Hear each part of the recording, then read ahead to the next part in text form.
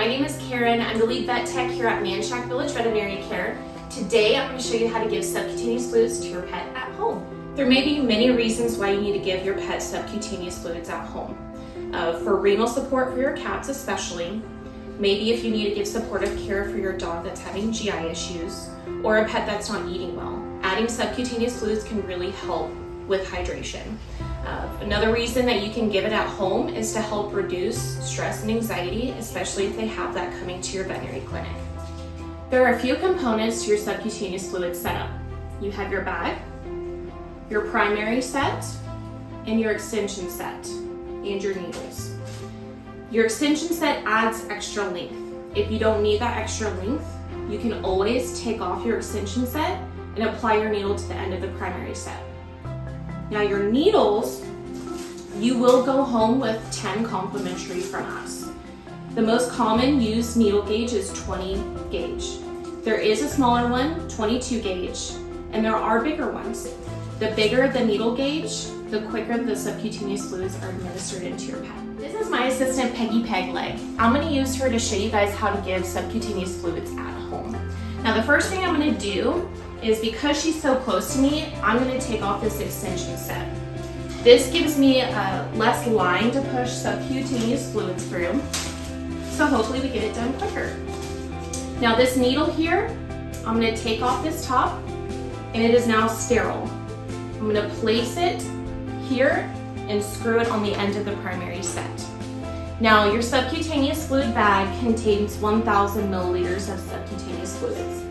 Each number contains 100 milliliters. So for example, if I want to give Peggy 200 milliliters, your full fluid bag starts at 100, 200. So whenever I give her subcutaneous fluids, I'm going to squeeze the bag until it hits 3, and that's 200 milliliters under her skin. Now, to start your fluids, you may want to get into a safe, comfortable, quiet place for your pet. To keep them distracted, you can give them treats or a tray of peanut butter to hold their attention. Peggy here loves these freeze-dried liver treats. So I'm going to give her a couple of those and then administer my needle. Now the best spot to administer your subcutaneous fluids is going to be in between the shoulder blades. There is a lot of skin here.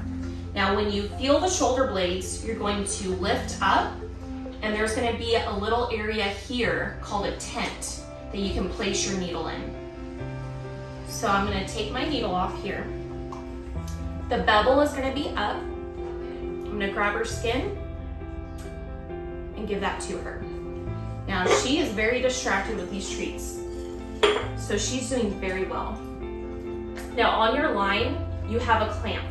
Right now it's clamped, so no fluid is coming out. I'm going to roll up on this clamp so this moves, and now fluids are dripping. To help the process, you can leave this dripping, or you can take your fluid bag, gently roll it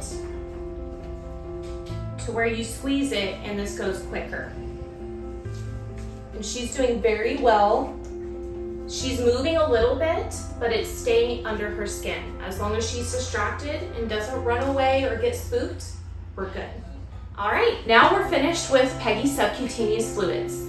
I think one of the good points to bring across is that I did desensitize her a little bit by pulling up her skin and scratching the area before I administered the needle. All right, now we're going to take out Peggy's needle.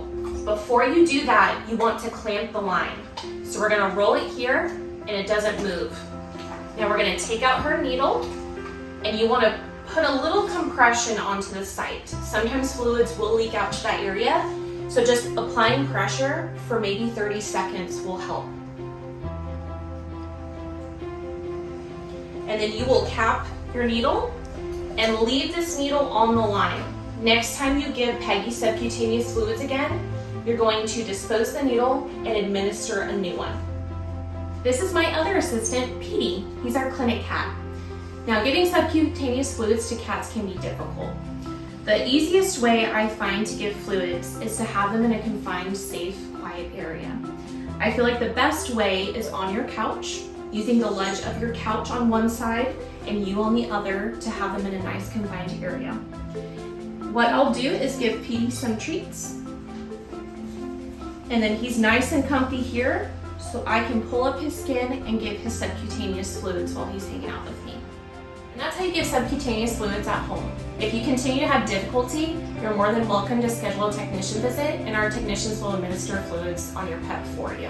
But if you have any questions or any concerns or tips, you can always give us a call or a comment below. And that's Subcutaneous Fluids, and I'm Caren with the C. Have a great day.